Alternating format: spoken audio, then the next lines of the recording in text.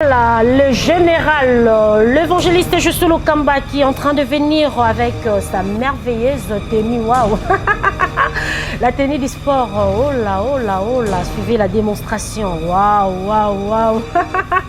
Comme on aime bien dire, chose dite, chose faite. Voilà, l'homme de Dieu est là dans sa belle tenue. Hein, donc... Zate, vous zate.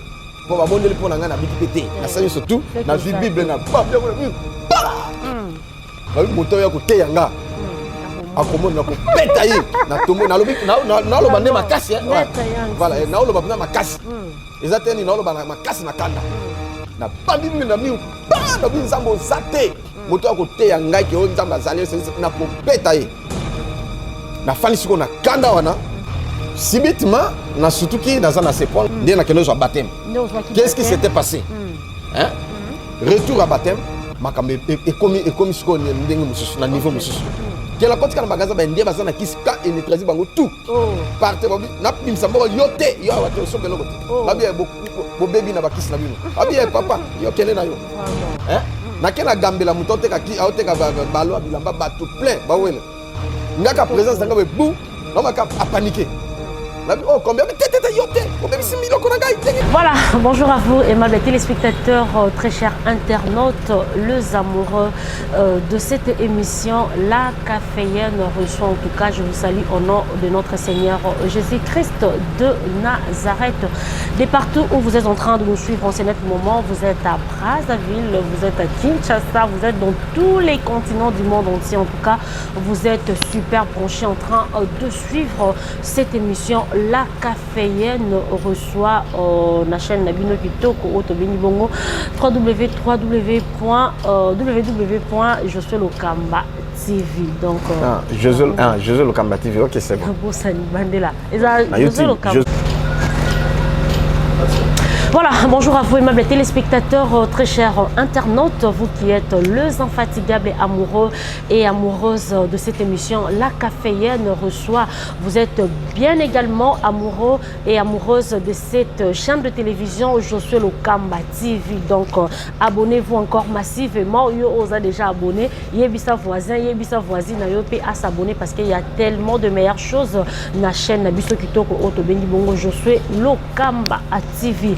Alors, je m'en vais droit pour vous dire bienvenue dans cette émission. La caféenne reçoit. La caféine reçoit dans vos maisons, dans vos bureaux, dans vos établissements, dans vos chambres. Je ne sais pas où vous nous suivez, mais quand même là, vous êtes bénéficiaire de cette émission. La CAF reçoit, en tout cas, je vous aime tellement et je vous salue au nom de notre Seigneur Jésus-Christ de Nazareth. Alors, vous me posez parfois des questions de savoir. Nanyango, ne invité Nabiso Lisusu Yamokola. Mais je vous dis, les habitués le savent. Donc, on a toujours été là avec l'homme de Dieu ces derniers temps d'ailleurs. On est focalisé avec l'homme de Dieu, l'évangéliste Josué Lokamba Kouz, parce que témoignage, ils ont tellement moulay. Moi, tous en une journée, ils ont été. Toujours séquence, malembe, partie par partie, jusqu'à ce que nous ayons écouté ce tour. Rappelle aussi, ça pour vivre mon besoin dans histoire, témoignage, parcours, ils ont tellement, je ne sais même pas comment dire. Donc, pour dire que ils ont un abisso facile, voilà, fini avec le témoignage. Il y a l'homme de Dieu, l'évangéliste Josué Lokamba. Donc, il sera vraiment difficile. Il y a aussi l'Isayango, donc, qui n'ont qu'à malembe, qui n'ont pas colonie ni Torokenango, Kosuki Samé. On est quand même là, Potozoa, Oyo, et ça essentiel. Il y a parcours, il y a l'homme de Dieu, l'évangéliste Josué Lokamba. Le lo oza, obé, ta témoignage que non, n'a pas mbolama, nanzela l'homme de Dieu, l'évangéliste Josué Lokamba. Oza, kuno lobite, non, ami, se fera maganazara avec dans comment on monte. Bah, monsieur fait ba témoigner, tenga zara liboma si na komi normal. Monsieur surtout ba yaka na yero kufa. Menzambo azoko sala elongo ya mosani na ye l'évangéliste Josué Lokamba atie le boko pe muto akufa kia sainini asekui. Alors aujourd'hui on est en train de parler de l'homme de Dieu l'évangéliste Josué Lokamba tenzamba sala la kaye mena litoye ba soti lelo oponzamba ko mo sala autara wapi abandaka wapi vie na eza ndenge nini. Est-ce que vie ezaka rose na rose? Est-ce que kutana pe na ba difficulté? Il y a ngonde raison, il y a ba témoignage oyo potoye ba soki azali nani autaki wa ba origine na ye pour lelo oyo ndenge akoma na niveau onzamba commissaire. Donc voilà pourquoi toujours solo la na ye de temps en temps potoye ba originalité na ye auta wapi po bate be pe balobi asimba kisi o azaranganga o azaraka marabu boye na boye baloba pe. Mais à travers ba témoignage on des eaux clarifier potoye ba qui est réellement l'homme de Dieu, l'évangéliste Josué Lokamba auti wapi pe toro kenaye wapi. Alors il est là avec moi et avec qui je m'en vais droit pour dire bonjour l'homme de Dieu, l'évangéliste Josué Lokamba. Bonjour, Maman Dorcas. Comment vous allez? Très bien, par la grâce du Seigneur Jésus. Et comment va la santé de l'église Mission évangélique Maranatha? Très bien, on venait de passer un bon moment du séminaire. Nous parlions sur le Matthieu, chapitre 7, verset 7. Ok, Matthieu 7. C'était le 25 passé de ce mois. Et c'est merveilleux. Les gens témoignaient et surtout les dimanches passés aussi, les gens étaient venus nombreux pour témoigner les merveilles de Jésus. Voilà. Voilà, je suis très content, la santé de l'église, ma santé propre aussi. Et, voilà, mon foyer et puis voilà, mes relations. En tout cas, très bien. Voilà, la fois passée, vous aviez dit que c'était une journée unique. Hein, oui, c'était une journée unique. Le 25 juillet, dénommé Matthieu 7-7. Dans le monde, témoignage, qui nous ambassali à Sembo Loboko, Bandeko Balingami, témoigner, que non, voilà. Les dieux de Jésus Kamba est vivant. Moi, je suis en retard, je commencé il faut que les kakasiko en direct. Ok. Tout est là, mais moi en Zambé. Moi en Zambé, c'est pas moi. C'est lui le coordonnateur de tout. Voilà. Qui les réalisateurs parfaits. Donc voilà, à promettre, que non, vous allez poser, vous allez passion parce que image écoleka, vraiment l'intégralité, surtout pour makambo Nzambe akusala et longo na mosali o ya sepeli kopona l'homme de Dieu l'évangéliste Josué Lokamba Kunz. Alors l'homme de Dieu tosola qui tellement ébélé na numéro et les kaki. Alors, l'autre a un numéro Yassika. L'autre fois, vous aviez parlé de Mambo Bélé. Oh, tu as dit que suspense. Non, non, non, non, non. Quoi, tu as dit que suspense. Le prochain numéro, tu as dit que tu as vif détail. Et en fait, Ezaka Ninyango, Ezaka Makamuni Nango, téléspectateurs, Nabiso Pebazala, n'a moins idée par rapport au Yamakampo Torosola. L'autre fois, vous avez parlé Yamamba Lucifer, parce que ça va pas me le pasteur Fredin Tsoki, parce que c'est lui le réalisateur. Il y a des gens qui ont pour mon abisso na babilili na bino atango penza wana lobike non moi na ya prêtre Lucifer ba PC ba prière ba sali ba prière tout ça et sali ba effet donc il y a makamba ki bonganga wana ezaki parti il y a passé à l'homme de Dieu l'évangéliste Josué Lokamba. Alors toye banane pour exercer qui au bazo benga jiu-jitsu hein, c'était quel sport encore? Karaté, jiu-jitsu, après on a eu ça la lutte. Karaté, jiu-jitsu, ça lit na suka ki na lit et pas mettre kabo. Tanga fungola ki dojo na ye na kikwit na kwa ya kikwit ma impili. OK. Biso ba élève na ye ya liboso de kunande yeso yaki ko zanga nde na kota lit. Kun teni na ngapi ya lit ezali. Oh, teni ya lit ezali. Donc pour dire que l'homme de Dieu kala mingi des fois bete biso na teni wana toye bana nou hein. Ce qui ezakani mais ya lit ezali, ya pe ya jiu-jitsu pe ezali. Oh, bete la biso le za jiu-jitsu. Bon, ya jiu-jitsu puisque na lit na umela kite nzamba ayobenga ngai na tiki pe lit moko. Maître na ngapi kabo azali, so pe bolimbo mona ye, tokokende siko azana kianza, amoni place maison communale ya commune Ngabi Zalaka na Kianza. Et Aza quelque part. Voilà, Toro Luka maître Kabo Kalamingité. Mais l'homme de Dieu avant que to au salé la biso moi babenga ngonini. Donc moi démonstration il y a tennis, il y a jiu-jitsu et tout, to e banane parce que le lot ça sous na vie wana te. Le lot ça sous na mambu ya sport te. To e banane ba réalité ni oyo vivaki. Erozalaki ko exercer arwana ou toujours benga sport et jiu-jitsu, ya karaté, to e banane. Qu'est-ce qui se passe dans le sport wana? Est-ce que zalara mambo mabe to pezara nango mambo malamu to e banane? D'abord bien dengue au lobby parce que na répondre pe et nini conformément à parole en Zambé pour battre que sport eza mabete.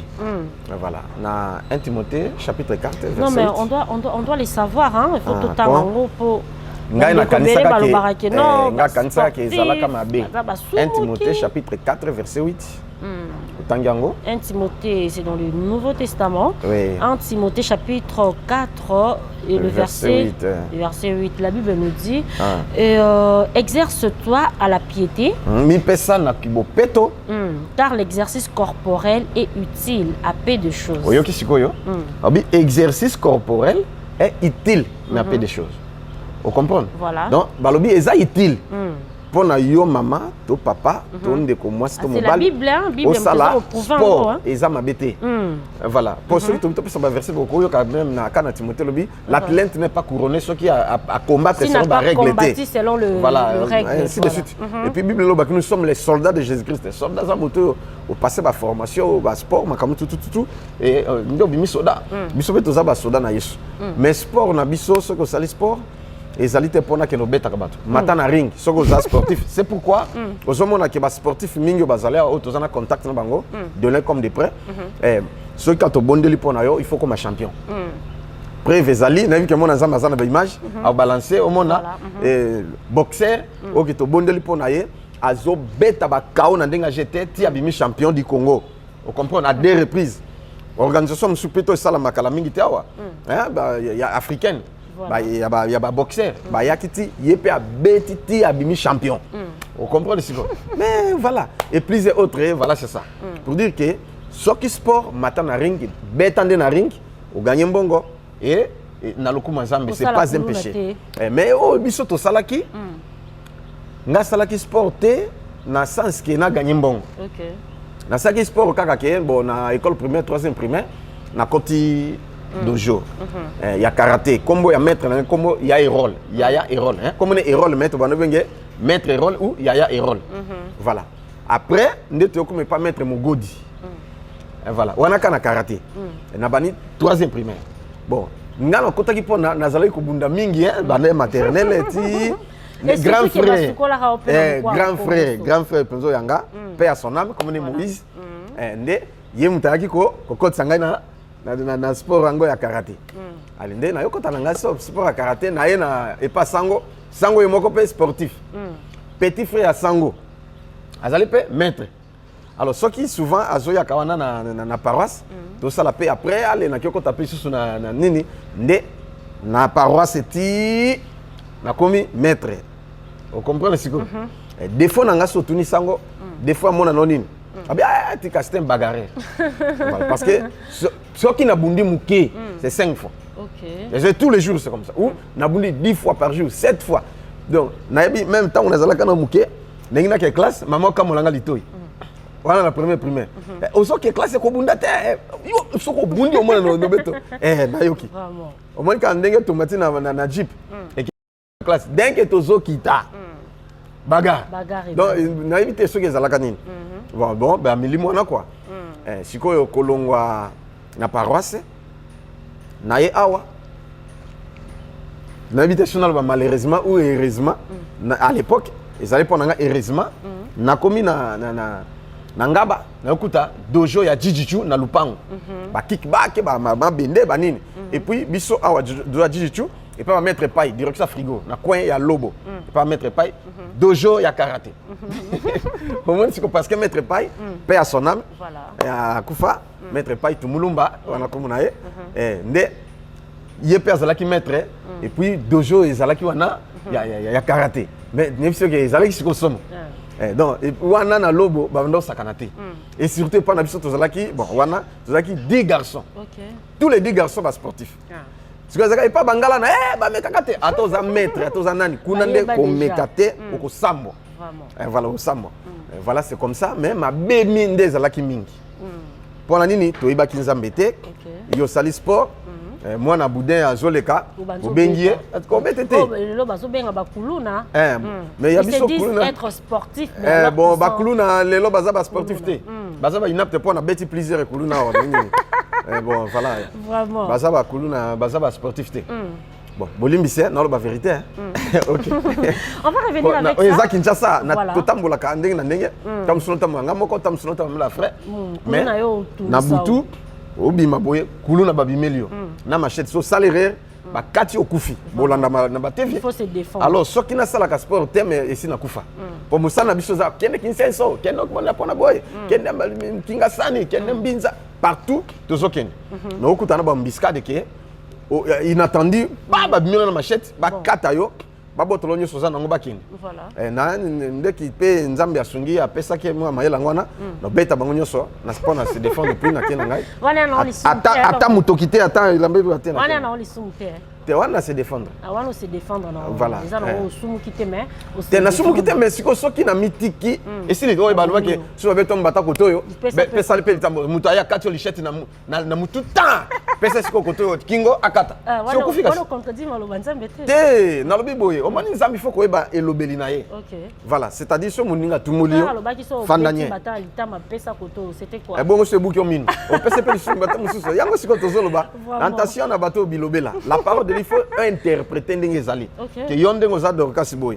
Ba na bi bon, lokolo yo komo sambela, zelomona bolit. Mino ebukani. Pesa mususu. Voilà. On peut se défendre dans le sens que on s'est sauvé. Mais par rapport à ce que la Bible nous a dit, histoire ou analyse la Bible, c'était quoi? Isaac pour nani soit que pesi bata. Soit que mon ninga tumbolio, donc yo koso s'injure par injure te. Tikaye, soit que finga tata na ya fingi maman na yo, c'est pas un problème, tu lui laisses. Injure kaka ma. Mais non, soit qu'il confike au barré, au barré. Maman, na mission na sa pasteur lukuta te, na lo ba solo. Ata pasteur, yo soka pasteur moko même ndenge bozo bo prophète au pasteur. Hein? Ba iba beto pa likofobi, o tiepi beta pe ah. Ah voilà, c'est-à-dire ce moninga tumbolio, Bible dit que zong s'injure par injurté. Que zong s'appelle nini ko finga te consort, yo lo bak komisa kanzambe sili. Et nzambe ndi akoyeba ko charger na ye. Ce comme on peut que ozama kasite, ba Bible na liché toni tout, allez. Donc prise à liboso ya sport za ko kima. Voilà. Ko ka sonité pakata mbango. C'est peu ko ganga boya. Ozo okimi na yo, kima na yo ko ka sonité. Voilà, zabon. Voilà, d'ici là on va prendre la démonstration tout le monde à l'homme de Dieu parce que à prouver en gros. Moi j'avais voulu d'abord avant que ça la biso démonstration ana aye biso d'abord c'est un péché ou ce n'est pas un péché mais il vient de la prouver à travers la parole de l'Éternel autouti ko tanga awa le but que non voilà, sport ezan ngo lisumuté et c'est d'ailleurs c'est recommandé dans la Bible. Et plus loin encore la Bible nous dit et l'athlète n'est pas couronné s'il n'a pas combattu selon les règles. Donc voilà pour dire que non bazo Bible vous athlète c'est un sportif ata ya kokima mbangu ata ya bitumba ata ya bale ata nini mais mabeni ni soki osangisi sport na kisi. Voilà. Bon tango biso to zalaki ko sala sport. Bon bien que basukolanga na moko mokomuso na ebakate. Na bomwana. Oyo ngana yaki ko zwa nde oyo bon ezali pe kisi nde akasi bouteille mais ya bagarre te. Voilà. Alors, en dehors de ça, baninga babanda ko yepa nanga ibele ko déranger ngai. Eza ba master nga na ba lemba mona tanga kumbeza te. Voilà. Matete, hein? Yolo, ngaba makala, bazoya pona na pesa bongo ba kisi ya likofi hein? Ya kao. Ya sac ya ciment ba neti tu mami ba biloka bongo. Ngai siko po ngai na oseka. Na bina za nango te, mais bango ba tiaka tembe ba ndima te.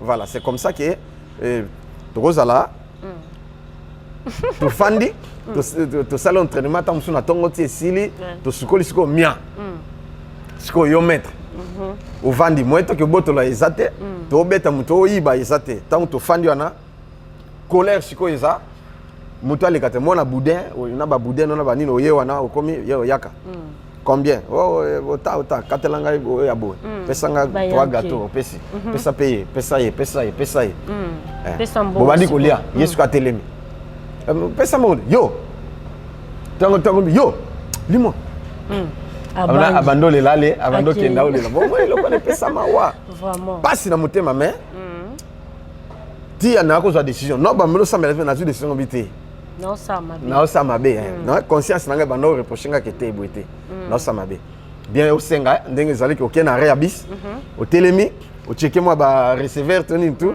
Ah, maître Yang, va pêcher, allez. Là, ça va, na, l'obo va faire foufou, banni tout. Mais bon, on dit, ah, Deni, ah, maître Zana, moi, mouké, yo, lekina, là, ça va. Yango na moninga na biso mususu, ba tobola kaye mbeli na ya baboudin, ya mona boudin, maître Chikito. Donc, à 13 petits, donc, à l'époque, on a vu ce tobola comme 13, on a vu ce que c'est. Vraiment. À 13 petits, ba boudin, banni tout. allez siko allez petit asenga lis-moi non béton abandole là non qui n'est pas ça mbongo na ngai tout aya fente petit nzoka fenta ke kaka alinga betete mais petit akanisinge ya solo tanga fente petit a kanisa solo siko maître azai kidiba ah petit na ya na mbele na ko atia penza pa kota akima te akufa te ba na kaya na hôpital ba intervenir puisque muchopo déjà et tout chaque pied na muchopo ba intervenir tinde ayobika voilà babiloko bongo topé omoni master hein azane sportif te mais azan moi petit chéri na ye yo lingaye parce que ameki obeti awande ba réalité betele moi si momoni ba réalité wana ya sport ya bato ça mambwana moi nko moi nini babiloko bongo et a bien te voilà ba maître bozola nanga et ça bien te puisque ko rattraper un jour dans ce que comme sambela ou ata sambela ka thème aux sportifs voilà yeba ko zamutu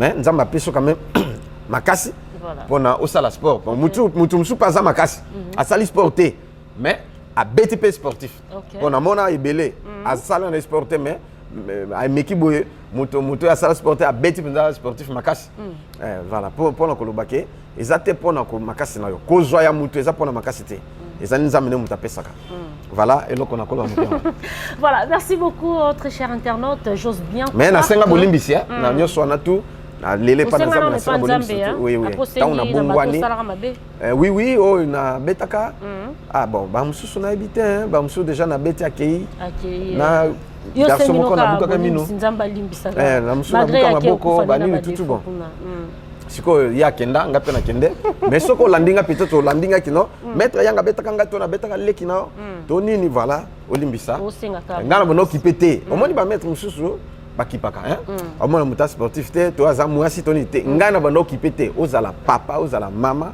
to yaya to mona muke to mwasi et pas ngana okipete na ko beta yo omona esprit na ndezala imabe. Voilà les parcours de l'homme de Dieu l'évangéliste Josué Lokamba Kunze. Waouh, quel parcours en tout cas.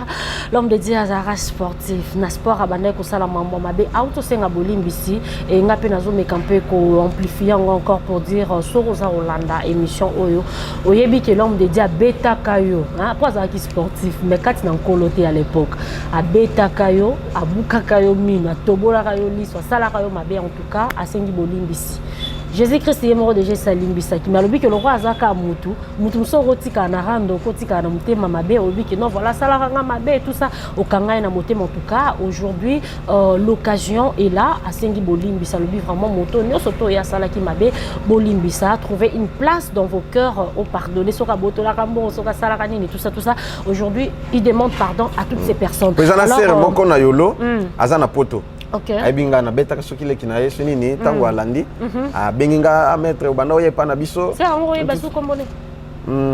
Kombo pe kimi nesu. Atangelinga na kombo nani tout na sala trouble na beti bayane bayena beti bango tout bon. Ndeko limbisanga na yeba kinzambe te mais limbisanga vraiment bien que na senga bolimbisi tango benga kingai. Ah oui. Mais na continue suka ko senga bolimbisi balimbisanga. Ah donc de quoi na bande ko ta l'émission lobi o te azo se souvenir na mamba mabe o salara ndeko na ye alors que le loza na déjà mo sala nzambe mais azo kanisaka ka mamba le passé wana alors l'homme de Dieu a sengi bolimbisa lobi que non maman wana oza wana oza rolanda biso ozo se rappeler que yondo benga ka l'homme de Dieu l'évangéliste Josué Lokamba pona koyebisa ye que non abeta kayo abeta ka aleki na abeta ka famille na mobimba tout. Trouve une place dans ton cœur au limbisa l'homme de Dieu l'évangéliste Josué Lokamba pe asengi bolimbisa na bato nyo surtout oyo ye asalaki mabena baki lelo eza émission avec démonstration. J'avais bien dit avant que to kota na démonstration wana yo moni bakamezo yelanga kana mutu na katela à l'époque papa Bokilo na bandeko don na ye na famille ya mwasi siko baba no finga ngati na koti na kangi portail bango bafana na bina fingi bino nyonso na kati ndelo oya zamu bala mekana aleka na betail bon siko bango bazai 6 garçons mibali mikolo bingambe na papa na bango donc moni ke na papa Bokilo na papa Bokilo o kati ndelo lobi oya zamu bali na zepa na bino na sali pena infraction na ko na zepa na bino oya zamu bali bino tout na fingi bino et puis vraiment katsa kaka ndelo na beta ata boye bino yeso na beta bango tout nye ngai bo na komika koloba siko na bo ça va lokwa bozo katsa te bobanga ata muta fungula ta i ata i na ya pe place bozali na beta Vraiment. Bango tout nye na monika papa télé mais à continuer na chambre. Bango yo somo komoko. Tina bia boza mbalité na bimla na kangi porter pa na ki. Bon moi les biloko bongo. Et c'est pas beau, c'est pas oui, soit qu'on aurait embêté ni yomoko toni. Voilà, tu te retrouves dans une situation pareille, aux Arolanda Bisso, au posa maître, au salara jiu-jitsu, au salara karaté, au salara je ne sais quel sport, au salara pe mambo mabe, au salara mambo l'homme de dia au beta lisola, au beta babokilo, au beta basemeki, au beta ba petit frère na yo, au beta donc voilà, au iba, au botola bambo rabana batba, au tambisa biloko na bango ba au débrier, yo benga bango botola biloko donc voilà, au salara mabe belé en tout cas, Jésus-Christ Azarouya makolo na eza na nzela, il est encore temps pour toi ya robongo la moté makotika makamno surtout wana ya mabe au sala. L'homme de dia sala ki yango ememela ki elo monte asali makamo mabe à travers kaka sport pour abande ko bimela na nzela sport ba ko banga ba bite non wana mettre to simba te to poussa na te na nzela na ngonda profiter ki pona osala ba mabe belé yo posa na situation wana. Alors je te dis que ekomemela yo eloko moroté l'homme de dia meka yango esungi ete ememeli mabe. Voilà pourquoi jusqu'à présent il continue de regretter pour dire que vu wana ezavi ya malamute, il continue de confesser,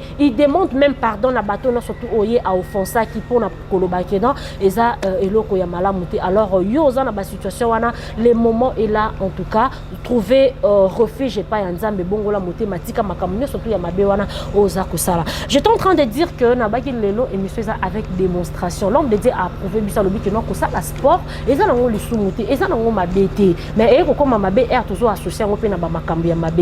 Voilà pourquoi na bagi lelo photo mona na prometa qui vit notre cher internaute, très cher téléspectateur que lelo to reçoit démonstration à l'homme dédié émission avec Teni. Voilà qui s'abuse que non sport eza na ngoma bete vibe uti ko lobango ata uti ko tango akala mingité. J'espère que bisonio surtout au soli que non ce n'est pas du tout empêché pour na ko exercer n'importe quel sport, que ce soit football, que ce soit judo, ni karatéka, je ne sais pas sport non surtout au monique pour exercer ils en ont péché mais combat avec le règle comme la Bible nous le recommande. Voilà pourquoi on va faire un tour du côté de la baie vitrée, question pour nous de prendre juste un élément de transition nous permettant en sorte qu'auto vivre à démonstration il y a l'homme dédié avec la tenue. Waouh. C'est parti le pasteur Fredin Tsoki et on se retrouve tout juste après pour entrer encore dans les détails de cette best émission. La caféenne reçoit.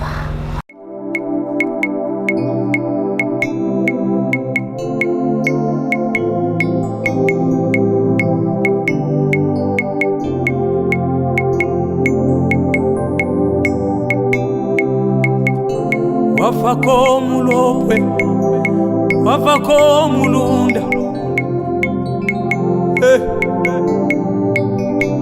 kaba kiba wana, sengayo,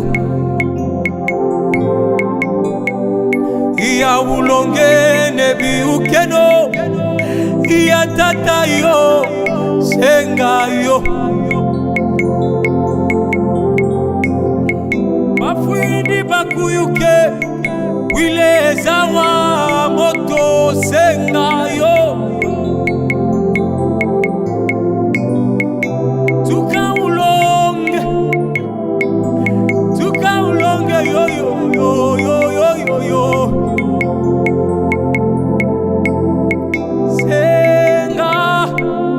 senga mukwashi senga yo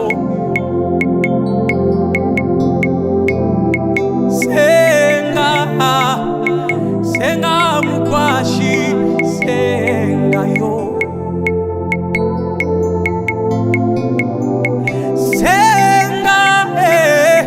senga mukwashi senga yo.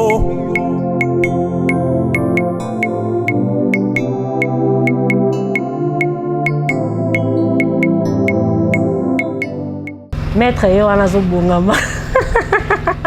Le pasteur José Lokambakunz. Donc voilà, Betel Bisso Teni, donc Babil le Koïnd avec démonstration. Toye ba vie à Moussa Lanzambe vraiment en détail, intégralité na yango, waouh. Donc voilà, tout le monde a sa Betty Teni na azon poussana malembe. Voilà, le général, l'évangéliste Josué Lokamba qui est en train de venir avec sa merveilleuse tenue. Waouh! La tenue du sport, oh là, oh là, oh là, suivez la démonstration. Waouh, waouh, waouh!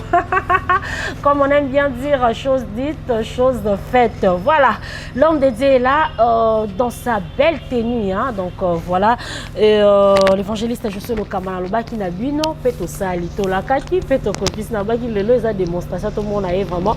La tenue en gros, il y a sport, pour tout, tu go, tant qu'on a ma commis, ah, pour biso to kenda musique, à lobby, lobby, ça la rabon, bon, bible lobby nini. Oh, tu as la Bible, il y a un biso to sali, to sali la pour biso, to landa ranzela, il y a Yesu Massia. L'homme de Dieu dans sa tenue, comment vous vous sentez là, l'évangéliste Josué Lokamba Kunz? Bon. La vérité que na linga usala entraînement mingi te pour ceux qui na nini na oka kwa posa kubunda. Voilà. Alors on a koloba ngwana. Soro bandi osala entraînement et puis so sous posa ya kubunda. Oui. Alors Isaka moi une ou deux fois par semaine le quoi ba c'est tout en andako ndio lingo mona ba mabende ba nini tout ba bibunde tout. OK. Ezali mais rarement voilà. Moi pompage moi mbangu na cause attendre sur 4h30 5h na lati doboki na ngai na lati nyale na bimi na kimi mbangu ti na zongi tant sur 5h30 bon na mami ba 4h ti ba 5h30 6h na zongi na ngabo voilà mais que na mi pesa na yango penza olinga lisusu na linga penza lisusu vraiment et puis no kina vimba voilà yelo kana on bâtit la taille hein na vimba kama kasi mais no linga isu na vimba te OK oui ça la bien mais ce qu'on a sport on suka na ceinture ni pona monyo beti ceinture noire hein yango kasi ceinture na deuxième dan vraiment yango nde siko elaksini ya makasi ya suka wana te troisième dan quatrième ti na 12e dan ezali mais déjà ce que lati noir c'est que vous a déjà maître maître Josué Lokamba. Voilà, merci beaucoup. Je reviens encore avec la Bible qui nous dit exerce-toi la piété car l'exercice corporel est utile à peu de choses. Nathan verset au pourquoi parce que mutumsu sa ganya lobi ni nyango makamni nango suto mona kuna l'homme de diabète bateni boy donc pour vous dire que Biblia et pekisi nango te Nathan on a Bible sous je répète encore pour dire exerce-toi la piété car l'exercice corporel est utile à peu de choses. Donc voilà, il faut co-exercer. Moi, exercice corporel et zanango les soumoutés parce que la Bible nous le recommande. Alors l'homme de Dieu, on n'a pas que l'autre ça l'émission vraiment la tenue. Le quoi peut tout si on qui n'a pas malin bien que l'autre bête sous moi musqué, le soleil à sport auto brossa qui en juste en passant. Mais tout quand on nous peut ma moussous au révéler qui biso des choses cachées moussous au kundole la qui biso na numéro ou utaki koleka. Au loba qui dit non Jésus-Christ a rana bande. Merci beaucoup. L'homme de Dieu, il s'est vu Jésus-Christ de Nazareth. Azarana bandeko kana ba petit frère aranzo kana ba petite sœur en tout cas na ebe na ngate mais l'évangéliste Josué Lokamba yende mutu a Yesu ko memela biso alors ngapi nazaki na posa na découvrir et longo na bino ba téléspectateurs j'ose bien croire que vous en avez aussi envie ya royeba yango pona bandeko peut-être ba yebi ba o ba yebité o ba zape na posa a ba découvrir yango toyeba l'homme de Dieu est-ce que vraiment il y a solo ondo lobi que non Jésus-Christ azarana ba petit azalara bazarati lelo ba kufa déjà bon on est de génération mais à l'époque, tant que Jésus a Zalaki, vivant, maman attend bon, ma Marie a bottié. Après Jésus, ma Marie a que botabana, ils sont 6. 4 garçons et des filles. 6. Avec Jésus et Moro, ça fait 7. Oui. Dans la Jésus, botama 7. Oui, il y a mon aliboso là, Bamsoudan, Bato, Bamina Libouma, Maman Maria. Voilà. Alors Jésus avait des petites sœurs, avait aussi des petits frères. C'est pourquoi Batomi Nitam Soubaï Bakate, l'ignorance catholique, Baga Kolobake, Maman Marie, après avoir combattu Jésus, a botta qui sauté. Or c'est faux et archi faux. Peut-être aux alliés. Sango, peut-être aux alliés, je vous respecte beaucoup parce que papa n'a pas Sango, voilà. Mais beauté a hésité, voilà. Ils ont bien été. Marc. Jésus-Christ, chapitre 6. Il moi la liboso ana baleki 6. Marc chapitre 6. Na Biblia. Marc chapitre 6, la Bible nous dit quoi? Verset 2. Marc chapitre 6. Voilà. Pour avancer. Verset chapitre 6 verset 2 hein. 2 à 4 oui. Quand le sabbat fut venu, Il s'est mis à enseigner dans la synagogue. Beaucoup de gens qui l'entendent dire étaient étonnés et disaient d'où lui viennent ces choses. Quelle est cette sagesse qui lui a été donnée et comment de tels miracles se font-ils par ses mains? N'est-ce pas les charpentiers, les fils de Marie, les frères de Jacques, de José plutôt, de Judée et de Simon, et ses sœurs ne sont-elles pas ici parmi nous? Et il était pour eux une occasion de chute. Mais Jésus leur dit, un prophète ne méprisait que dans sa patrie, parmi ses parents et dans sa maison.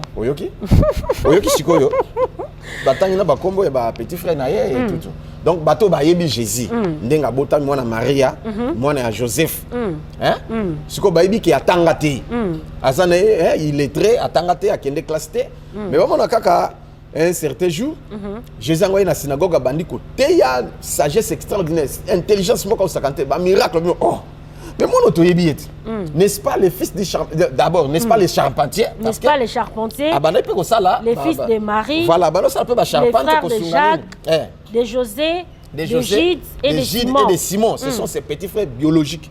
Oh, maman Marie. Simon Pierre. Simon Pierre. Simon Penza, Oya, Simon, il petit frère Jésus. Voilà, Jacques Oyo, petit frère n'est propre, comment appelle apôtre. Oya, comment lettre, il y a le livre apôtre Jacques. Oya, comment livre de Jacques. Yé, petit frère. Gide, Yohana. Avant qu'on Apocalypse, le petit frère de Jésus. Yé, Gide. Propre, petit frère propre. Mais Simon, il a Simon Pierre.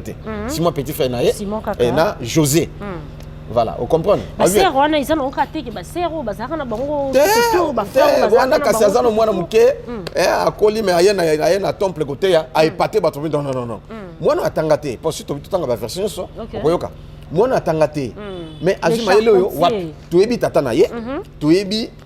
maman Marie, papa Joseph, parce qu'il y a charpentier. Ba petit frère naé bango yo to tangi ba Simon ba Gide ba Jacques ba José na ba petite sœur naé ba za kati na biso bango mais atanga te mayelo yo azuango wap bon ba miracle zo sala azuango wap azala ko occasion de shit yango yesu alobi pour un prophète n'est méprisé que dans sa patrie et dans sa maison. C'est pourquoi il a ça qui sont ba miracle belé wanate pour nini bato ba yebi ba côté doute to ndimate yem tamala sama baya rien ndako na ngo yem tako sala charpente ndako c'est choix. Voilà, c'est ça. Jésus-Christ avait ses petits frères propres et ses petites sœurs propres, biologiques. Donc, maman Marie Abotaki, Bana Lissus Nassima, il y a Jésus. Qui peut comme disciple à Jésus. Voilà, merci beaucoup très chers internautes. J'ose bien croire que vous avez compris par rapport à Italie, Jésus-Christ. Et moi, je m'étonnais d'ailleurs, je ne savais même pas qu'il y a un fils unique. Donc voilà, moi, Nanzambe, Abotamara, Yemoko bien que Kobotamana, Abotama mystique, Nzokande, Arana, petit frère, Arana, petite soeur, Arana, petite soeur plutôt, Bandegone, Bazalarana, Bango, Abotamara, Bango, Longo, bien que Poto Beta du Solon, on va dire que Bazasus n'a pas été parce que des années, mais Batikabana et comme ça, tout c'était la descendance, c'est Koufakate, c'est qui va descendre ces années. Eh, donc, voilà, fait ma nièce, ma neveu, ma nièce, Bazali. Et Barawa, puis l'homme de Dieu. Quand c'est Bazali Israël, Israël, physiquement, vraiment. Dengue peut battre tribu Zali, tribu à Siméon, tribu à Boé, ainsi de suite. Mais bon, Béni In, pasteur Béni In, Azana tribu à Siméon. Descendance à Siméon, et ainsi de suite, voilà. Bazali physiquement. Voilà, merci beaucoup. Donc voilà, généalogie, tu as passé là, tu as pékisa, donc voilà, Jésus-Christ, neveu, cousin, bazali, bakobota, le lopo peso tokuta na bango na vie, occasion na kokuta na bango a beti pe so lobi ke non ngane na zabe na botama na famille ya Jésus-Christ. Donc Jésus azaka coronabiso, Jésus azaka boy donc Coco et na jarre ça combien vraiment les gens n'ont pas donc alors yango elo kona zoloba nzamba yoko longolanga sikoyo na mondo yo oyo zomona na lati ba doboki oyo bien que ça fait longtemps attaque eza ya konzuluka et tout mais bane belé naza archiviste pona ko ba kobatela biloko. Alors na église de réveil na longwe na catholique na beteli solo ndenge ba ko bondela pona nga ndenge pe na boya ba relation sur nazalaki na ngoto et tout. Na isko kozwa baptême. Avant baptême to koti retraite. To zobondela. Pa isili ba vision na bandai komona. Bon, ça me soit lingio kaka. Voilà, il fait grâce à qui il veut. Voilà. Alors, tozo sambela. Subitement, na sutuki na zana sepon na bando ti atembe, na ba pasteur ki abondel pona mutu. Pas mutakoi. Ah mutako ni tout ben. Moya mutoko loba, et pas ba sango ezali hein. To kokoya. Mais de kokoya ba pasteur eza au nom de Jésus. Et ndenge na zalaki pas sango na mona teke au nom de Jésus te. Yazo bengala ka mulimo yona allez bima na zotoyo. Hein, voilà, c'est ça. Voilà. Toi, Betty Chapelet, toi, Betty Fimbo, toi, Josué, il y a qu'un Fimbo. Pour les gens, Fimbo, ok, Abet, tu as Fimbo pour na, mais Kobim Samilou Mabé. Ok. Moussou so bien na cigarette, na sena beta li solo et tout. Abamika moto cigarette, motakwe, Milou Mabé bimi. Mais pour la première fois, on a que au nom de Jésus, moto Milou Mabé bimi. Oh, ngano ça là, bon ça bagé. Toi, si moto pas, motakwe ngabi rien, ngai rien. Au moins, la pasteur est assis, nga na piqué. Ok. Nga rien. C'est comme déjà, un esprit n'a rien. Moi qui maître, c'est comme bon, rien. Allez, allongé. Atiens, mon domsous, on a pas bilo quoi na. Bango ngate. Mais ce que tu as autorisé na prière, na butu, tozoyemba pasteur otina nzembo. Kolonanga Yesu, kolonanga. Kolonanga na lukiyo nali abi mutu sa telemato telemi kanga biso za la concentré kolonanga Yesu kolonanga na lukiyo nali lita ozali oui que na molombo moko cheval ya pembe mutu amateli cheval so ya côté kana zali wana mona na vision ngala kangi miso ko na mona na vision to za telemato yemba na mona cheval mutu so ya na cheval côté kana zali cheval a pembe asimbe pe yepe pembe alati pembe. Donc, ce que a comme pembe nanga oh azoya ko ce que tango ngala monique ya komi pembe nanga na fungoli miso oh na mona peka na fungola miso a ko pembe nanga na situki na zana c'est disparaître vraiment ce que bango bazaka concentrer bazoyemba na talibwe mutamo nanga te na telemi allez tu continues les sous pam oh na mo les sous neti lion neti ni tout. Et je na fungoli miso pasteur azoba mutu sakanga miso siko ngaso na kangi miso nazomona siko na fungola nazomona donc et komenga neti mwanini na donc wana pe na surtout ki nazana se na bambani oh na kwa wende nali na tele miso ya lingana oboka nga miso no fungola siko miso ali na moni shoot pour la troisième fois. OK. Ah yango ba cheval ya pembe na banini tout bon ngape novice na makamango na comprendre te na kansa milimu mabe o sokinde na kati sikoyo même koyemba na oyembe soute nde pasteur berger à Talinga mon frère yozo yemba te ndenge nini yozo ko semble te papa na mo makamango na comprendre ngote oh bon ça va ti après abenga omonini nde na expliquer habité atangelinga na bible abiso mon cheval blanc automatique boboye aputanga na Apocalypse eza Jésus moko et ainsi de suite yonzamba selo makaminene c'est une grâce okanga miso moni ofungola miso moni vraiment nzambo pa osala tout voilà c'est comme ça et ti esili to confesser nyonso tutu to sala ya mabe makamiso tutu esili to passer na délivrance esili to kena manji wana zaki à peine outi kotika kusala sport hein oui otiki mambo ba judoka na bana na zalaki na interprète sans toutefois que non, mais l'homme de Dieu, il appelle en gros, qu'on a ndenge ni po ba que non voilà, il faut na abandonner mamno surtout na bande ko sala ya sport nanga ya ba makamno surtout na bande ko sala natika vraiment vie on azaki nango wana pona koma lelo oyo vraiment makolono surtout mibale na musala nzambe yebisa biso non comment vous aviez réussi l'appel de Dieu. Merci beaucoup. Ezalaki suite à malade. OK. Malade na ko bela.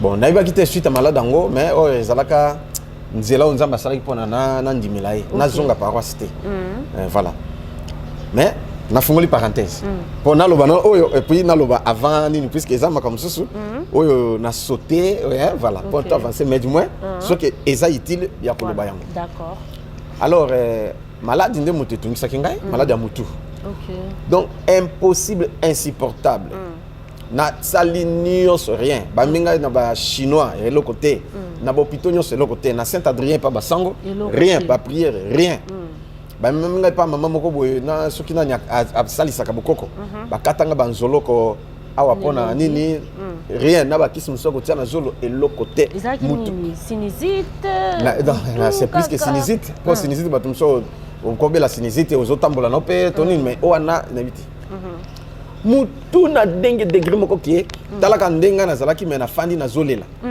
soke bandi e bana mingi 8h 8h juste e bandi ti 4h oh donc eza sans arrêt attends meli 10 volume rien na ola la pété voilà kaka soki 4h beti paf o kambe mbala moko eloko ngone ti ozui moi pongi et puis 7h il faut la mukomela o mela kisi parce que 8h et bande.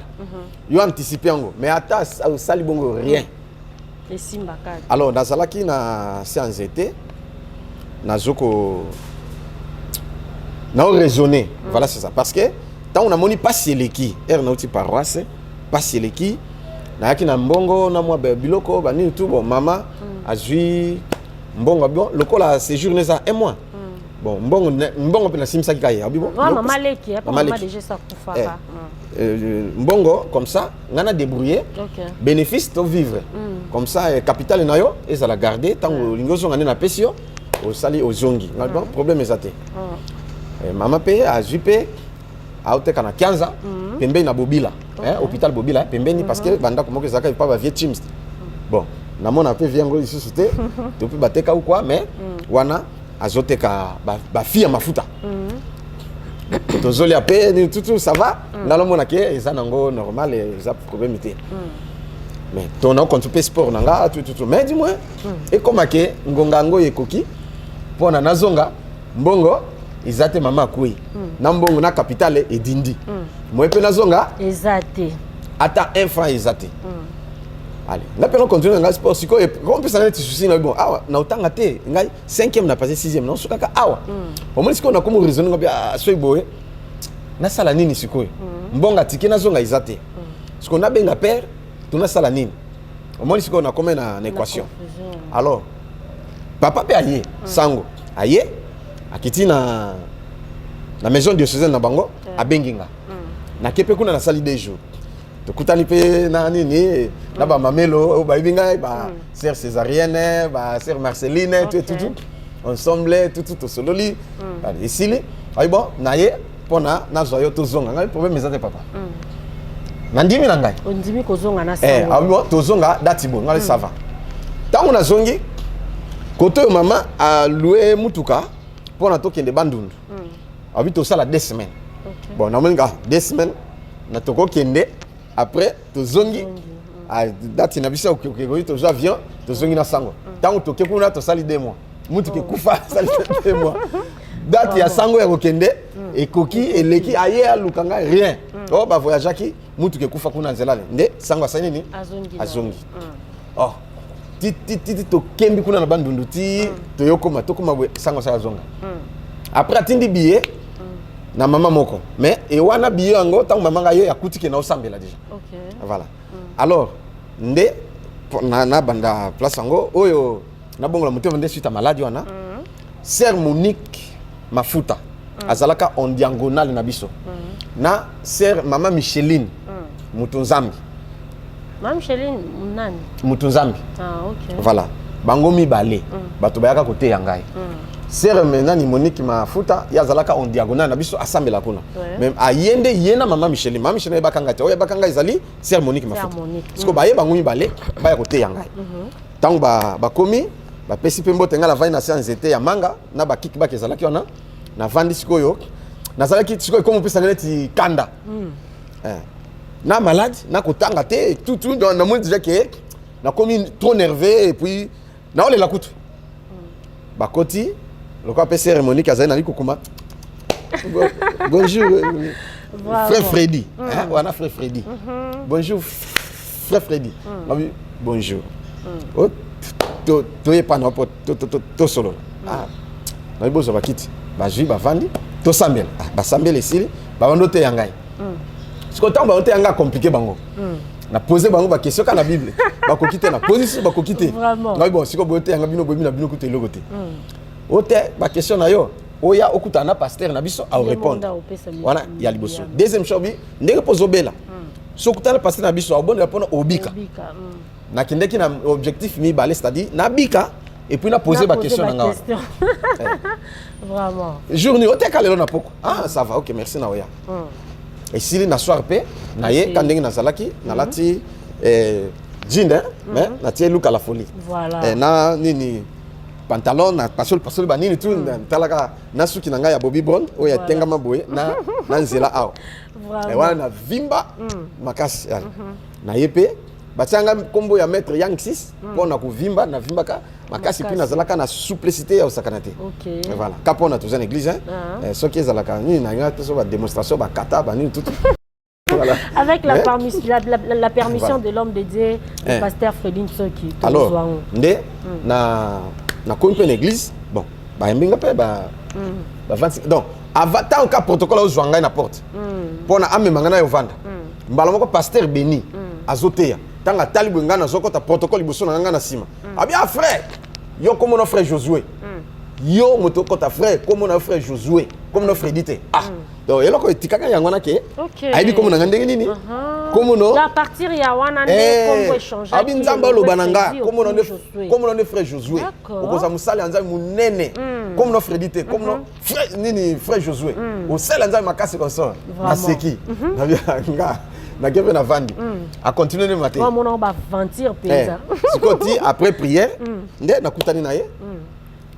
Na ebisi na obela tout et puis na ba question na nga na poser à répondre na pesi na ba verset à répondre la réponse na ezala qui correct c'est voilà d'accord et puis à prier pour ngai satisfait à prier pour ngai na bika sur place té OK mais apesi nga Ésaïe chapitre 53 verset 1 à 5 kendo méditer ngo na ndako oza na Bible nga oui na za na Bible bon ça va ndé na ke kotanga mais maladie kaka et donc est triplé tellement que passe l'équipe au moins la batterie surtout balali mais nga moi na la les até tout est tomboki to malala nga na cousin na ngai donc na kiti na pavement na fandi na simbile na méditer ti sil donc malade ma casse wana to comme déjà ba zéro tellement passe l'équipe na ju bible nobi na tomboki siko nobi nzambe pourquoi nga no souffrir boé et qu'on so d'ailleurs nzamba zaté aux até pour ba bondeli pour nga na biki pété na sanya surtout na ju bible na ba bien na mur na moto ya ko teyanga akomo na ko beta yi na tombo na lobi na loba nde makasi voilà na loba pena makasi ezateni na loba na makasi na kanda na pambi na mi pa na bi nzambo zate moto ya ko teyanga ke o nzamba zali na ko beta yi na fani siko na kanda wana kandeng na fandi na moi après quelques minutes na ki moi tête moi malili moko boye neti moi nini neti moi pongi oh na meli ba di volume na melaka tu pongi ya kate donc il moi pongi kaka place na zali na pavement na lali oh na lali pongi makasti oyebi ke na yeba lisusu te ba yande ko la musanga 7h du matin ba la musanga ke la muka o me la kisi o me la ti bongo me la kisi oh na suka oh 7h mutu elo côté ngabi oh na lali penda banda 0 etini ni ok elo côté pe pongi makasi bo ngabi abo pesanga tina mela ba pesanga tina meli na be ba kisi na bino bo fanda ko na mela te ote o moni ba ko be bisa ki ngabi abo tika no ba kisi na mela ba kisi tinde nso boti na mela te si ba tiki na bon bon na ozela siko tout à TV na ozela 8h et beta po mutu beta e banda rien 8h le kinga ba c'est que ya 9h rien na bia na ozela 12h rien oh ti pourquoi ko oh eyete na bia na biki ko et ça certain na quelle église jeudi donc on est ça vendredi ba on kuna bazana kilte te samedi na latinanga na caisse Adrien mais ça soir et ti sili puisque c'était prévu que le cas na raté ko zonga kuna na s'annoncer pas basango awa ba ibika moi na sango konso pour na kende na prêtre awa ba ndimi pe ya vu makankutu na za l'aspirant exact puisque na za moi na sango na va na couvent là ceux qui ont eu diplôme mbala moko OK c'est ça samedi na ke et puis tongo pe à dimanche je devrais y aller encore mais ça y a tongo wana 9h allez nga déjà nake sukula na sukula na douche na ko be mutaye pasteur bina la ngati na douche nabi oh pe ndeni obite na ozoto ke prière ngabi be kasi Qui va dans ce vite yo za maître. Ce qui na tiki ko sauter na yo kimi na yo. Mais bon, ça va. Tellement à tellement non ce ko kana misu na ti na sisi. Na ye na côté na chambre, ala ni la sur na chambre. Oh, mais père, au vite yo maître ko sauter na fenêtre mo na OK. Yo le lo toke na bon. Na c'est pas nga sur na boli comme na boy. Sur na ndimi loka na ndimi na oya. Problème za to vite nga na zakaka. Bon, na lati pe na poko na futa na lati esili. Asimga kana loboko. Allez. Bisa tuzobima. Oh, non mais tika kasi na loboko nga. Voilà. O se na ngina longwa na kolongwa nga facilement na kimi. Mais respect kaka na kolongwa te papa. Na sina ndima ki déjà. Voilà. Kana nzelo yo ko interpréter nga. Oh. Père. Et bandandeni. Et bandandeni. Oh, kuna bazo zelaye. Déjà tout comme déjà ba 10h. Kuna bazo zelaye ateya. Heure maté ko puisque ba prière le quoi ba tola kana nte. Ba wono ba na prière 7h. Ti 10h ba sisi. Ou 10h30 11h. Mais si ko déjà bazo zelaye ateya, zoka ya ko komate a ozela ngai baba nevro ni surtout na sali. Siko kuna pe ba otiaka louange on entenda ko. Ba mona boye. Azuya na ngana liboka siminga kabo tozoya. Mbala moko. Totalement tu as mosala nzambe ngala na loboko. Uyo ko interpréter nga papa, je n'ai jamais fait ça obifu comme na bonde. A bonde li pona ngai kaka ndenge na zalaki. Na basuki na ngana na nini. Allez, s'il y a un interprété correct. Oh. Bato abeti maboko. Eh, menga esiko yo maître na ndenge na zali. Allez, pas. Et s'il c'est comme ça que j'ai commencé à interpréter. Donc en sortant de là, mbala moko na katasuki. Donc c'est comme ça que vous avez reçu l'appel de Dieu. Eh, ba kokolinga pena mutu nyonso na ligne na ba bombiango nyonso tout. Et lamba wana oyo aluka la folie na lata musute. Eh. Donc na commis frère. Voilà, l'homme de Dieu a commis frère. Mais un frère siko yo ke na osala sport. Nazo beta mais nazo ke église. OK, église. Eh, ti na ki ko changer penza totalement. Tango yo na ke na ju baptême. Ngana mona ke sport eza mabe na tika ka sport. OK. Aprende na yo ko kaka na ba mituna na ko méditer na kuta oh. Nzoka pona tanga Bible de Genèse en Apocalypse. Na kuta na poser peu ba question sport eza mabe te mais il faut ça va. Na ko répondre na zukina quelques frères. Donc vous étiez d'abord ignorant. Si on comprend bien, on va dire que au tikara yango parce que au moment que non sala makambo mabe trop na nzela ya sport. Ngaba noka sport eza lisumu. Voilà, pona yo ezaki lisumu parce que o associé kango pena makambo mabe. Ero ko bongo la motema que non voilà assez na ko sala sous sporté pour ezo sali sanga ba masumu ebele ndo tikaki. Mais en lisant la Bible, le Saint-Esprit a ekoyebisa yo que non voilà, eza ngo mabe te na mukanda poser pe ba pasteur na ngai ba question ba pesa ba expliquer ngai sport sociali sans fétiche c'est bon sociali ezate que beaucoup bunda ndenge o message ko beta o beta mutute consort là pour na ko garder équilibre ya nzoto na yo Bible recommandé ngo soko lingi hein nzamba permettre que o banda ko bunda na nini na tatami o mati tatami na ring là eza nango lisumu te eza kwa soda obo bando boma bato ba civil sans nini non soki guerre jamais ça c'est kende kuna na guerre bato bazokufa na yo soda eza lisumu te parce que ça na état guerre pour tout le monde déjà. Mais l'homme disait au moins que quelque part ils appellent moi kobanga muke que musala nzambe a sala sport bwana de peur que ekotisa yo na ba makamka mabe parce que lelo o bato belé batikala na moi idée wana que non sorozo sala sport n'importe quel sport oza obligé carrière au simba ici. Donc quelque part on a que c'est un risque.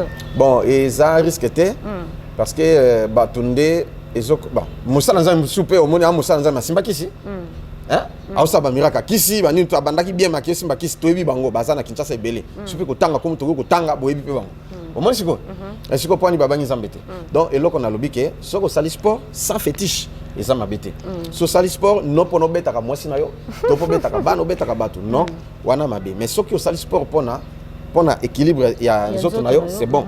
So sali sport pona osala mbongo po mutu na mutaza na don na ye o nzamba pambola kabiso na ba talent na ba don ya pesi biso don ya prophétie don ya miracle nzamba peso don ya makasi kiki makasi na kasi kela kisana ring o beti o mi champion o zimbongo voilà mais si kondo tanga biblia et interpeller que non ko sala sport eza mabete nde na ye ko bandela lisusu comprendre na ye ko bandela lisusu na memi pe ba quelques frères ba frère Blaise ba frère nini ba Gédéon na memi bango sikoyo na boni contrainer bango donc na doje pas mettre paille na koya lobo parce que ya biso mettre akufaki et voilà pe kuna ba bengala kinga déjà na comme va na permanence voilà nde kuna aprendre siko lisusu na quel lisusu ngamoko et pas mettre Benz pour na kosa isusu sport isusu donc na continuer mais nazo sambela mais na obeta isusu te. Mais c'est ça la question que j'allais poser à supposer que mais si ko ndé na ekotika ko kende ba na ba entraînement na ba dojo ba tout puisque na zesu na tenté PDD na ki remarqué que ce qui n'a pas comme qu'il dojo mingi pour ça là entraînement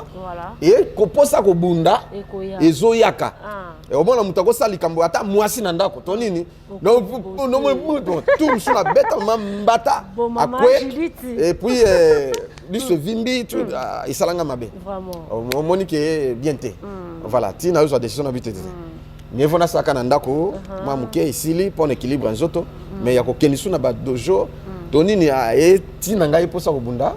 Voilà, c'est pourquoi j'ai arrêté. Ceux qui baillent par exemple Kozoyo, Kendo Bunda, Baté Pembongo Boy, non l'homme de Dieu Ben. Bon, ceux qui nous ont permis. On a besoin de bakao et on a ce qu'on a onction en Zambie. Bongo yango yosiko yaro bunda o bunda te hein.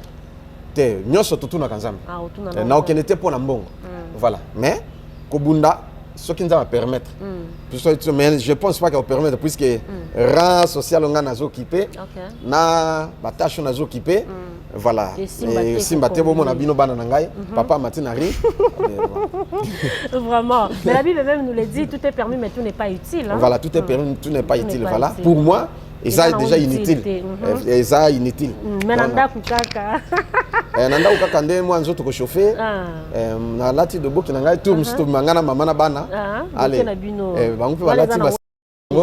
Toketi esili to yena ndako na entraîner bango moi ko chauffer moi nini tout moi nini tout esili. Voilà. Esili voilà c'est ça. Pour la bango pas garder équilibre quoi. Nzoto voilà. Nzoto za la kolongono. Batala papa.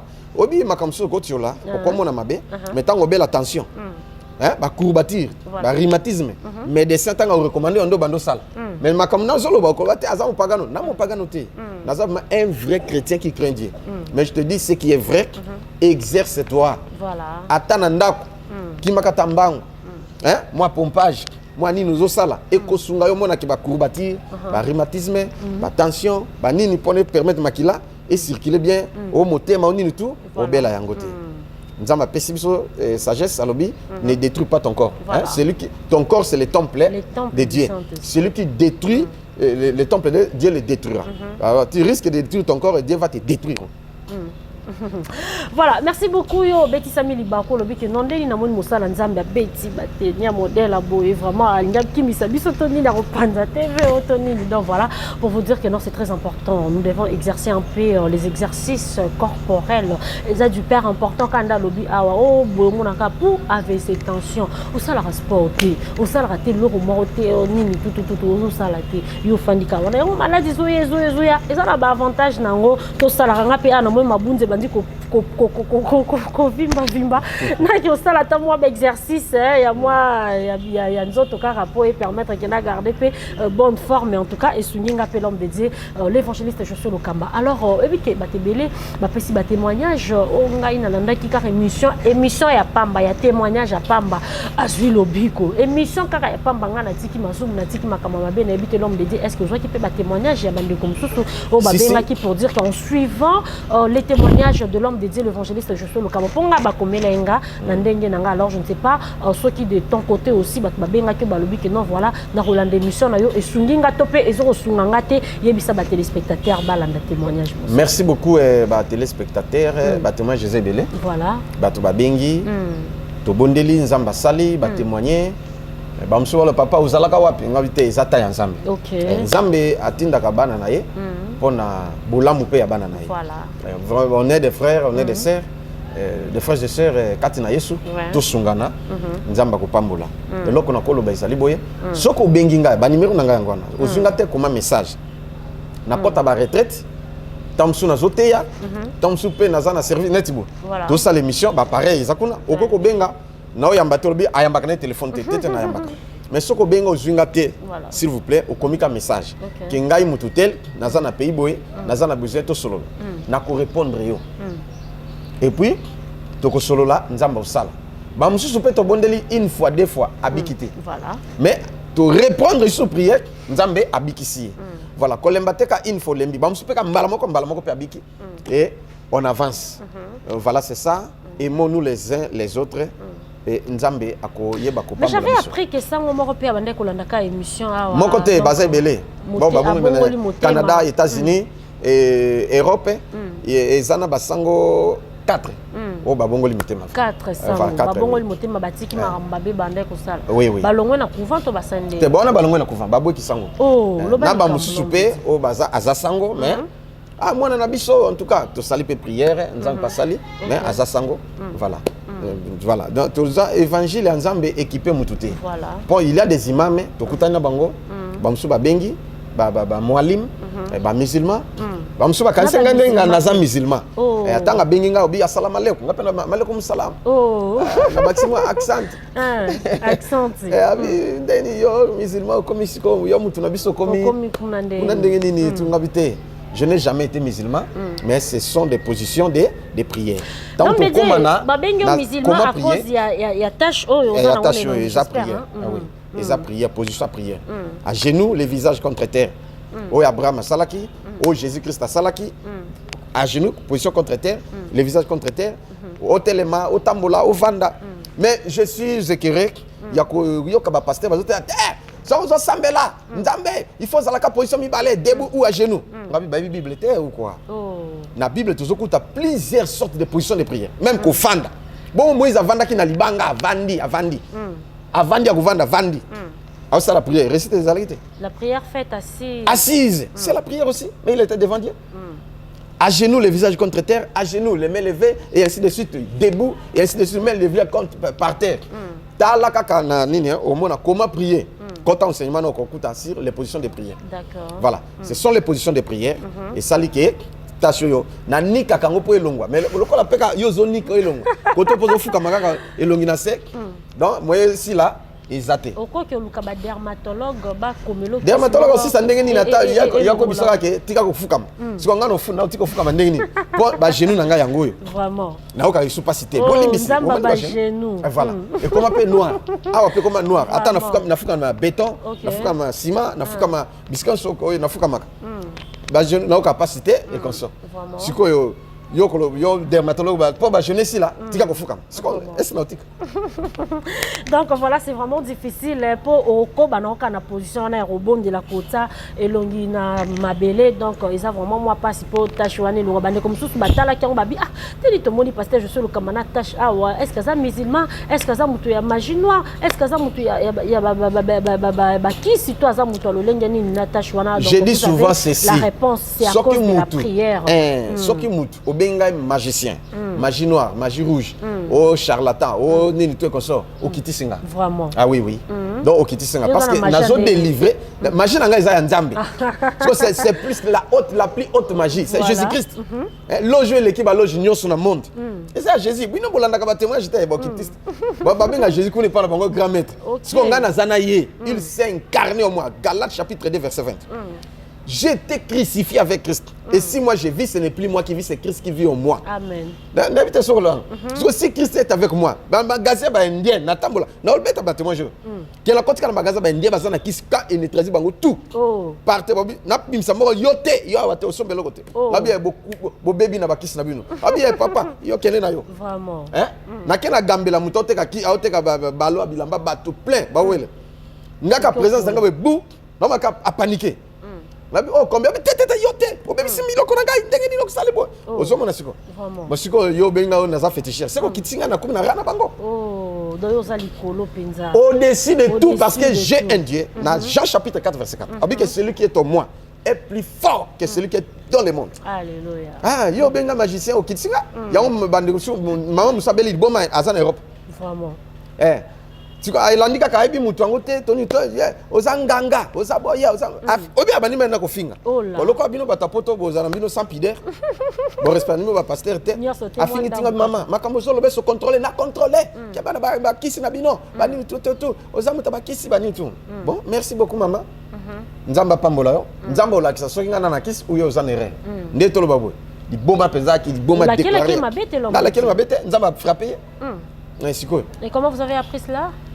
Moi na benga ka bisinga na bondela pona maman ça ne va pas et tout ça va na bondelité au bondelité au bondelité tondeni au bondela quand même na mukomsusu tondeli il faut pas passer ngaye yesko yebi boma za centre ya ba bon passo yene nom de Dieu kasi soki biso ba passer ngate atika libongo ndamo tuna frapper te za nzambe il faut ngana senge mawa nzambe to sulanga na ina l'accès kino au moins ndenge zo obika sikoyo discipliner monoko na yo consciente aroye bande yeni mais avant ça la qui consciente mais maintenant la situation est bon sikoyo to sala nini babi boya soki olekisi mawa olekisi ki yo leki nzambe na mawa tu auras des problèmes soki nzambe beti mutu yo tika ika bongo tika ina no bongo peut-être toko sambela kana musika mengano na sambelité na sijango mais oza quand même la compassion ana ya oui compassion zali aza ekela mwanzambe bongo se ba fingi ngai sa eloko te amuta liboso te ya finga kaya inane pe batute ngape na ini ete alors mais ndé na zu courage osambela pona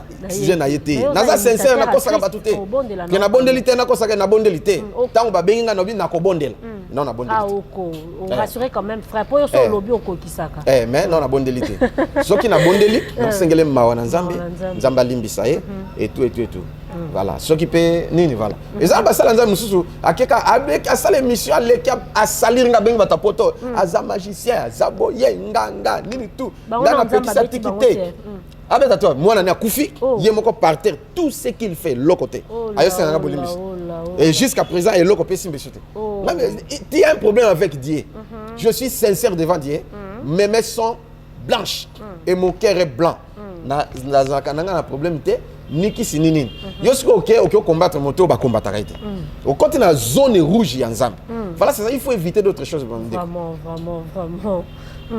parce que nzambe lobananga Josué je serai l'ennemi de tes ennemis et l'adversaire de tes adversaires soko lingo kutana nzambe yinanga kasi ngana lobite ke nini nabika yina nonga finga na yo sala nyoso ngana problème te bato ba finga bana na famille na loba bana na famille ti babu kilo hein ti na ba serviteur lelo nazolo ba devant Dieu bana ka père spirituel nanga ti bonyo so ba tizaka pona ba sala ngama be ba finga nga jusqu'à présent vi na bango beba hein ba resisaka na vite sikonga na loba nini na l'équipe papa spirituel nanga non ezane nzambe asala kaliasi na mona na ye ndenge asalaka na Abraham ndenge ezena Jacob abotami maman moko tata moko mais alors que j'ai aimé Jacob et j'ai haï Esaïe Eza sala keni voilà pour dire que so nzamba lingi okaka mais l'homme de Dieu le roi nzamba akoma munguna e banguna na yango ekoma peso mwa mutu makasi ya koloba ya po ata ba inyo donc nzamba obeta bango otondo ngai na lakela mutu mabete s'il vous plaît vous comprenez na loba pete ke bo so yininga zela nzamba obeta te mais nazo loba pona pesa batu mayele ke bozala kana pidere voilà bon respecter pe basalia ya nzambe ataza mona muke ataza mukolo d'accord voilà ce que moni ki azane féticheur oza convaincu au moni tutu sortez la Bible nous dit bima non église ngo kata relation na ye et sili avancer non nzambe c'est tout mais kofinga tamso ya kofinga moto yo azana na nzambe OK nzambe ne touchez pas à mewe et là au côté na zone rouge mais oyo yebiki azama be azaya nzambe te ata ofingi ata obeti nzambe sala ne loko te ata la kelo mabe loko te parce que azana ya pe nzambe pe te voilà, on fait signe que nous sommes arrivés pratiquement à la fin de cette émission. Alors l'homme de Dieu, Torozoa, prochainement, témoignage Moussousou, mais mini petoye banan, j'espère que Torozoa on a un prochain numéro. Prochaine émission, Nabike, Torokota Ndenge Nazalaki, Ndenge Nakomaki na Nini, Ndenge Nakenozo baptême. Qu'est-ce qui s'était passé? Hein? Retour à baptême, makambe et commis ce qu'on ndenge mususu na niveau mususu. Ti na ba miracle ba Jésus comme apparaître ba ange ba nini tout na comme ko kanga bandoki na maboko et ainsi de suite et puis na koloba nyonso ti e comment ki na comme boya ko sala nzambe na kelinga mwasi na bi pona nini nzamba bwaka ngai atika ngai il faut nini ba oui au moins so sali masumu nzamba otika yo soko meli masanga nzamba otika yo soko meli bangi to makaya ba tangelinga bon ça va merci lokwa na mela masanga te na mela nini te na olinga na na lingi moi si pesila toke na la Fayette obi la Fayette hôtel nazana mbonga kufuta la Fayette hôtel à la Fayette avenue ana avenue Fesh avenue Fesh et pas na mona ngaba nani nazana à université OK so comme na la Fayette avenue ana Fesh OK tout droit na Fesh côté makala hôtel moke zaka ba izala hôtel Salongo na bita ezali so ekufa je n'en sais rien wana na keti wana makambele kakuna prochaine émission Voilà, merci beaucoup. La prochaine émission, voilà, parce que c'est notre émission. Mais faut du temps. Faut du temps, moi, être débordé. Donc voilà, prochainement, Tokozwa, Toyeba, qu'est-ce qui s'est passé dans l'hôtel Lafayette, dans l'hôtel Salongo. Moi, c'est passé qu'on a tout redécouvrir dans l'émission Oyo Ezali Kolanda. Voilà, c'était vraiment un plaisir pour moi de vous présenter cette émission. En tout cas, merci Nabandeko, surtout Baladi sur l'homme de Dieu. Votre mot de la fin déjà et aussi des salutations. So bateau babenga qui va l'homme de Dieu Wakanga. Voilà. Au Pessi Bango, Bambote na Bango. Merci beaucoup, mais na moni message te ya moto papa Bwakanga. Ouais, voilà. So comme tindaka que papa so sali prochaine émission tanga komo nangai. Nangana tanga. Mais le kolo tindaki te, voilà, na opesa bino surtout mbote on bloque. Voilà. Je vous aime beaucoup. Sambino na kolinga na zappe pasteur. Voilà. Apona bino ndenzamba tsengai pasteur. Benga ngata pasteur, ata frère, ata évangéliste, ata prophète na koboya te. Eza oyo nzamba sali musala pesi biso. Mais eloko na eloko na sengi na bino ezali boye. Il faut toujours persévérer dans la vie. D'accord. Un gagnant ne lâche jamais, mais un lâche ne gagne jamais. D'accord. Voilà. Soki mo ezali to sambela. Bien sûr, bien sûr. Soko lingo zuma ya komela. Osimbi na loboko muso sani to simbanga. Soki po zana huile d'olive na yo osimbi osani to simbanga. Soki po lingano biloko angote o mai o nini te problème pesa te simba kaka place ozobela osani to simbanga. Si tu n'es pas malade osaka neto simbanga maboko simbale. Zambe na nguya, Zambe ya Abraham, ya Isaac et ya Israël.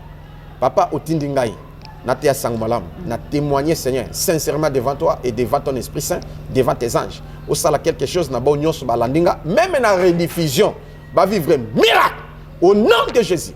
Mai pe mafuta bosimbi onction et lata yango. Au nom de Jésus, miracle. Mutu nyos komela a vivre miracle. Yo muto osimbi loboko biskosobel, malade limwayo, na eloko zo causer malade. Nzamba fungo la vie na yo na déclaré na kombo na Yesu. Amen. Voilà, amen, que l'Éternel vous bénisse, vous qui nous avez suivis de partout, vous étiez dans tous les continents du monde entier, en tout cas, vous avez abandonné vos occupations pour focaliser vos attentions à nous suivre, en tout cas, on est flatté de savoir que vous étiez tellement nombreux de nous suivre, en tout cas, Tosengi Binobo s'abonner encore, Bobenga Bandeko Nabino, Baza abonné à la chaîne de télévision, il y a YouTube, Otobengi Bon, on a Combo, il y a Josué Lokamba TV, en tout cas, abonnez-vous et motivez aussi Bandeko Nabino va s'abonner de façon qu'il va bénéficier d'Angolu Yanzambe à travers l'homme de Dieu, l'évangéliste Josué Lokamba en Kunz. Voilà, merci beaucoup à la grande équipe technique qui nous a accompagnés ce matin. Je remercie l'homme de Dieu, le pasteur Fredin Tsoki qui était comme ça derrière la caméra pour assurer la best réalisation de cette émission. La caféienne reçoit. Merci aussi à l'homme de Dieu, le prophète Enoch Shawanga qui était là aussi pour nous assister. En tout cas, tika ete nzamba bakisa susu mafuta likolo na yo mosala na nzambe ekende liboso to zela pe témoignage bandeko ba olanda yo ba sepela ki na témoignage à liboso bazo zela pe deuxième témoignage na yo. En tout cas, la caféine est à votre disposition. Donc voilà, on est ensemble, il n'y a pas de souci. Merci beaucoup à toute ma famille Maeto. Et là, je profite également aussi pour souhaiter comme ça bon séjour à Kinshasa à mon grand frère aîné Mabiende moi na liboso, mon grand frère adoré, mon grand frère chéri Guy Charlier Maeto. Il est ici déjà à Kinshasa. En tout cas, on a souhaité bon séjour Alex, séjour Malamou, mon grand frère également aussi Blaise Ngola, il est à Outi France, on a passé Bambote Bélé, des gros bisous à toi Yaya chéri, à Blaise Ngola. En tout cas, on a passé Bambote Bélé. Merci à maman Marie-Louise Makandouya Massa, maman Massa. Donc, on a passé Bambote Bélé depuis Allemagne. Je salue Galé, on a passé Bambote Bélé, Bisikozo Landanga na Allemagne. Donc voilà, merci beaucoup à vous, tantine Rachel, maman Rachel, Lutete, et le monde papa Micho Kabang, Kuna, na Londres, on a passé Bino Bambote et Belé.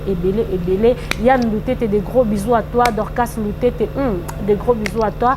Maman Doi, donc on a passé Bambote et Belé. Alors on se sépare déjà, et là je n'oublie pas pour dire que si le monde était à refaire, mais moi je choisirais toujours être la meilleure femme pour toi. Chakoneli, papa j'adore, de gros bisous à toi. On se retrouve comme ça avec vous très prochainement, très chers internautes, je vous aime tellement bien. Et là, je suis votre humble servante Dorcas Bafutuka, la caféienne.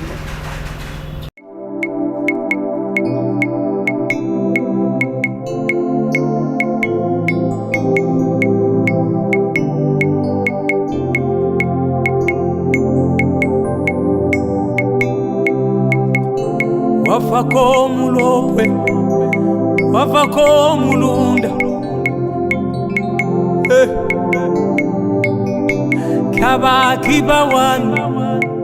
kabakibawana sengayo iya ulongene biukeno iya tatayo sengayo bafwindi bakuyuke wileza wa moto sengayo tuka